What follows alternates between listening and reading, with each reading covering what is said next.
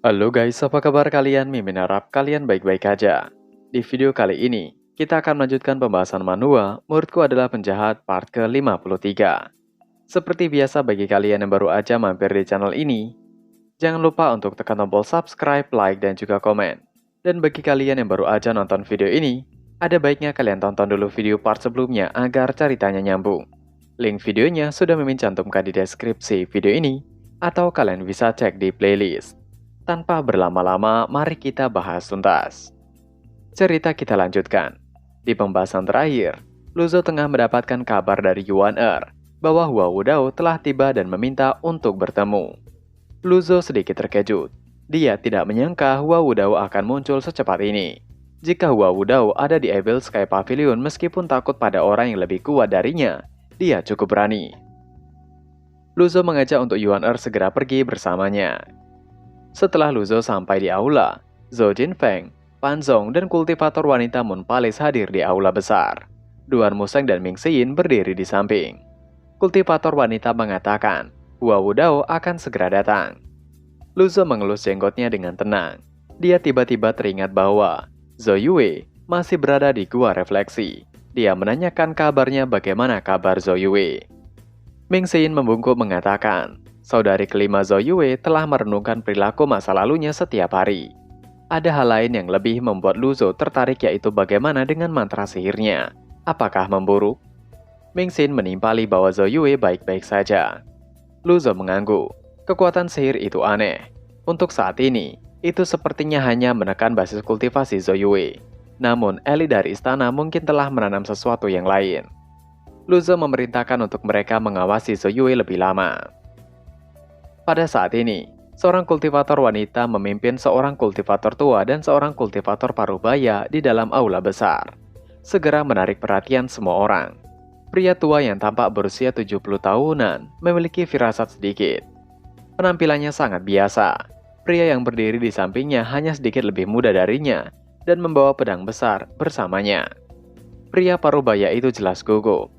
Dia terus melihat ke sekelilingnya begitu dia memasuki aula. Sebaliknya, lelaki tua itu tidak gentar. Ekspresinya serius saat dia bergerak dengan kecepatan yang tidak lambat atau buru-buru.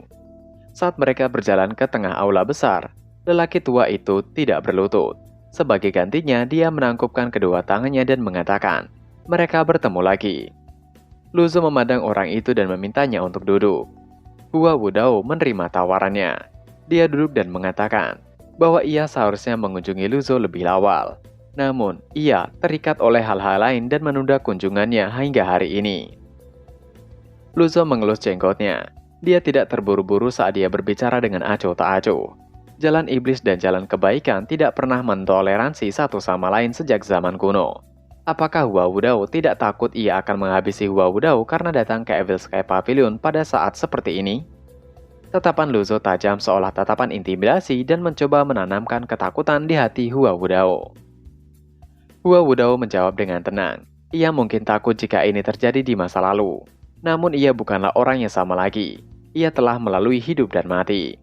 Jika takut, ia tidak akan berada di Evil Sky Pavilion. Yuan yang melewati orang yang bersama Hua Wudao mengatakan dengan ejekan, orang itu terlalu berani. Setelah selesai dia berbicara, dia mendengus. Itu menyebabkan pria parubaya itu tersandung ketakutan. Ketika Hua Wudao melihat ini, dia menatap pria parubaya itu dari sudut matanya dan menegurnya. Pria parubaya itu hanya mempermalukan diri sendiri. Pria parubaya itu memerah karena malu. Luzo membelai janggutnya dan mengatakan, ia memuji keberanian Hua Wudao. Hua Wudao menangkupkan kedua tangannya seraya mengatakan bahwa ia terobsesi dengan kultivasi dalam pengejaran Dao. Pertengkaran antara jalan iblis dan jalan mulia tidak ada hubungan dengannya. Ming Xin menyela pembicaraan mengatakan bahwa kata-kata Hua Wudao itu bagus. Tapi bukankah Hua Wudao adalah penatua dari Sekte Yun, yang merupakan sekte dari jalan mulia? Hua Wudao melambaikan tangannya dan menjawab, sebelum ia melakukan perjalanan ke utara, ia telah mengundurkan diri dari jabatannya sebagai penatua. Semua orang terkejut dengan ini. Luzo bergumam, manusia biasanya sangat mementingkan ketenaran dan kekuasaan. Sekte Yun adalah salah satu sekte yang kuat.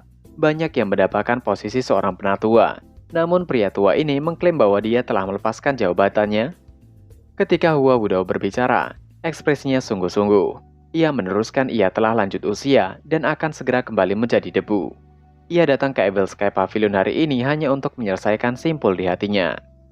Yuan Er bingung dengan kata-kata Hua Wudao apa maksudnya.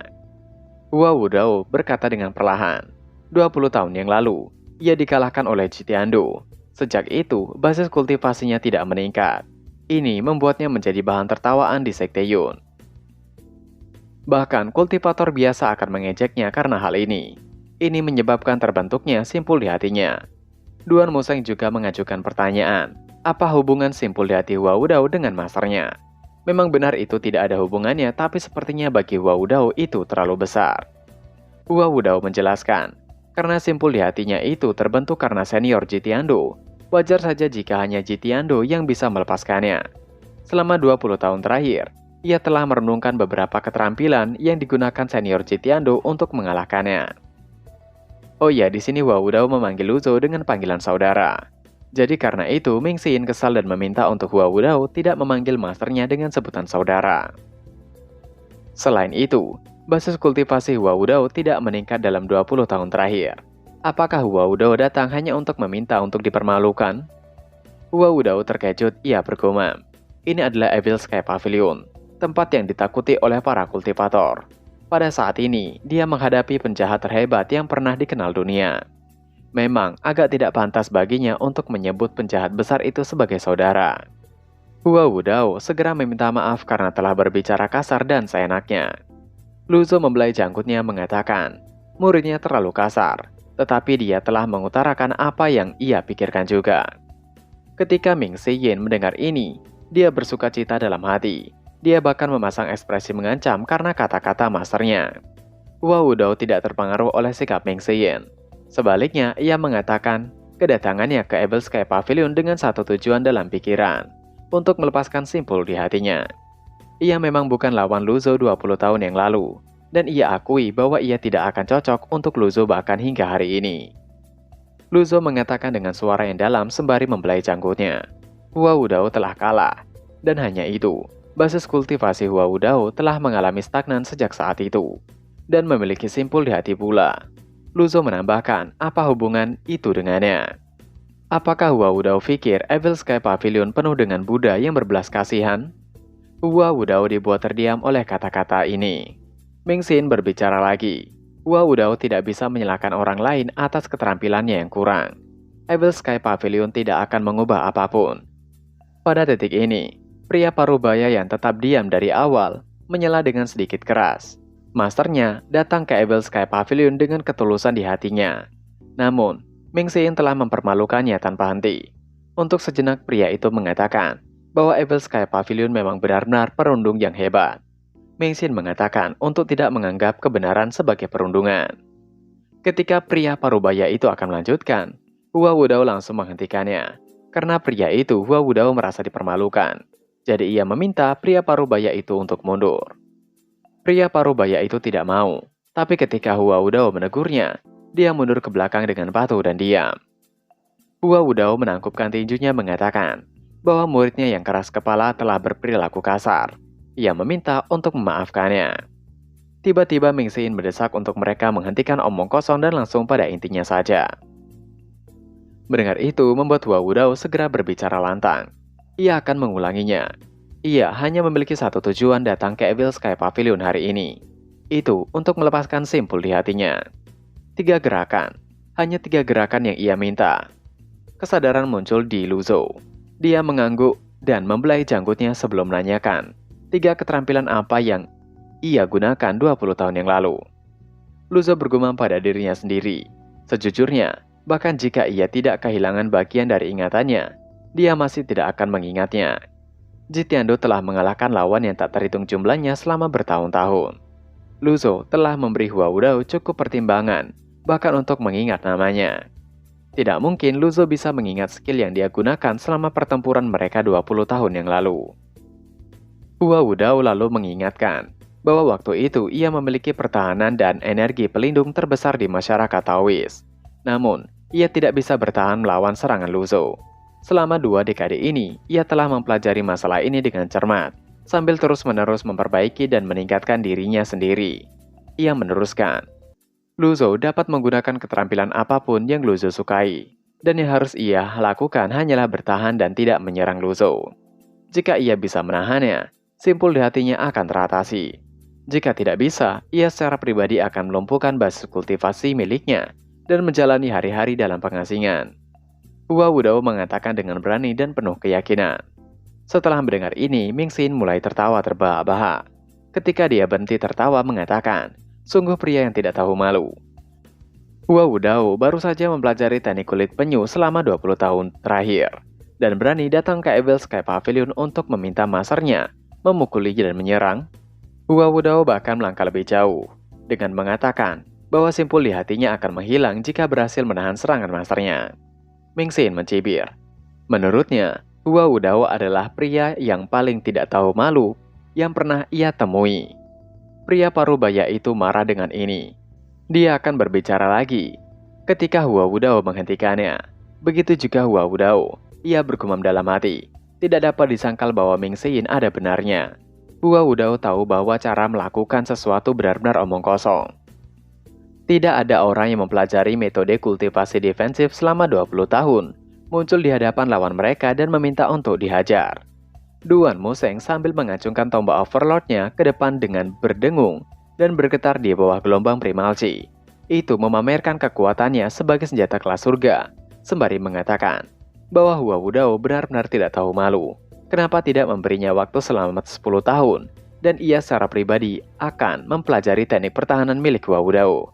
Jika ia tidak bisa menyerang Hua Wudao sampai binasa 10 tahun kemudian, ia akan menerima namanya diucapkan secara terbalik. Duan Museng terus melanjutkan, Hua Wudao telah belajar selama 20 tahun, dan ia hanya meminta 10 tahun. Duan Museng mencoba memperbaiki, ia meminta 5 tahun sepertinya sudah cukup. Pria parubaya itu mengatakan kepada Hua Wudao untuk mereka pergi. Menurutnya, Hua Wudao tidak perlu melakukan ini. Ia sudah memberitahunya bahwa Evil Sky Pavilion tidak akan menganggapnya serius. Namun Hua Wudao memarahinya dan berteriak untuk berdiam. Dia mengambil langkah ke depan dan jatuh ke satu lutut. Dia menangkupkan tinjunya dengan hormat dan mengatakan, ia tidak meminta apa-apa lagi. Ia tahu ia bukan tandingan Lu Zhou. Namun jika simpul di hatinya tetap tidak terselesaikan, ia akan hidup dengan penyesalan selama sisa hidupnya. Ia memohon untuk membantunya melepaskan simpul di hatinya. Suara Hua Wudao cerah, bergema dan kuat. Yang lain sedikit terkejut dengan ini. Ada yang datang mengejek, ada yang mengepung gunung ini, dan ada yang mencoba melakukan serangan diam-diam. Namun ini adalah pertama kalinya seseorang datang ke sini berlutut dan meminta untuk dipukuli. Ini memang pemandangan yang sangat aneh. Keheningan menggantung di aula besar Evil Sky Pavilion. Bagaimanapun, itu adalah pemandangan yang langka bagi seorang tetua Sekte Yun yang megah untuk berlutut. Siapa yang mengharapkan hal seperti ini terjadi? Hua Wudao sekali lagi memohon untuk mengabulkan permintaannya. Yuan Er turun dari tangga dan berteriak, masternya tidak akan mau. Ada baiknya Hua Wudao segera pergi. Pada saat itu, akhirnya Lu Zhou berbicara. Apakah Hua Wudao benar-benar ingin melepaskan simpul di hatinya? Hua Wudao menanggapinya dengan sungguh-sungguh. Tentu saja, itu adalah keinginan hidupnya. Ia berharap Lu Zhou tidak akan menahan kekuatannya. Lu Zhou mengatakan dengan acuh tak acuh bahwa jalan mulia dan jalan iblis tidak mentolerir satu sama lain. Namun Hua Wudao memohon kepadanya, apakah Hua Wudao tidak akan takut ada orang yang mengejeknya? Hua Wudao menceritakan bahwa dulu tidak ada perbedaan antara jalan mulia dan jalan iblis di Great Yan.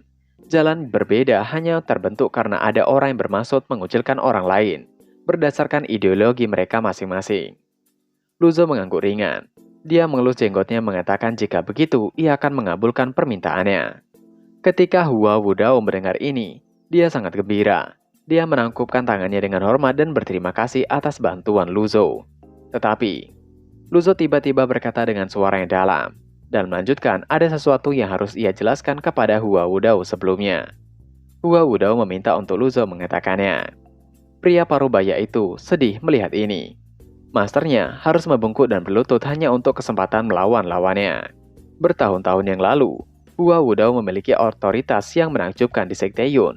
dan membuat orang banyak menghormatinya. Namun hari ini, masternya dipermalukan di Evil Sky Pavilion. Yang terburuk, dia sebagai murid tidak berdaya. Apa yang bisa dia lakukan melawan begitu banyak elit dan situasi yang menghancurkan ini? Dia hanya bisa menundukkan kepalanya. Luzo bangkit perlahan. Dia meletakkan satu tangan di punggungnya dan yang lainnya membelai jenggot. Dia mengatakan syaratnya. Pertama, Hua Wudao tidak punya hak untuk melawan dirinya. Meng Sein dan Duan Museng akan bertarung, menggantikannya. Hua Wudao dapat mencoba dan memblokir serangan mereka. Kedua, waktu yang ia miliki sangat berharga. Jika Hua Wudao kalah, maka Hua Wudao harus menyetujui satu syarat lainnya. Luzo melanjutkan. Tentu saja Hua Wudao bisa memilih untuk menolaknya. Wajah pria parubaya itu memerah. Amarahnya jelas akan meledak. Ekspresi marah terukir di wajahnya. Dia jelas seorang pria parubaya, tetapi dia adalah contoh sempurna dari pepatah. Yang muda tidak kenal takut. Dia tampak menantang. Tiba-tiba pria parubaya itu dikirim terbang oleh Hua Wudao. Hua Wudao memarahinya. Ia membawa pria parubaya ke Evil Sky Pavilion untuk memperluas wawasan. Tapi apa yang pria parubaya itu lakukan? Apakah mencoba ikut campur dalam urusannya? Pria parubaya itu mundur ketakutan mengatakan ia tidak berani. Hua Wudao melangkah maju, meminta untuk tidak ikut campur lagi. Jika tidak, maka hubungan mereka antara guru dan murid akan terputus. Pria parubaya itu tercengang oleh kata-kata masternya. Dia hanya bisa mengangguk tanda mengerti. Hua Wudao terus melangkah maju dengan tangan di punggungnya. Dia juga terlihat sangat percaya diri. Dia memandang Duan Museng dan Meng Sein sembari mengatakan, ia dapat menyetujui syarat dari Luzo selama itu tidak melibatkan Sekte Yun.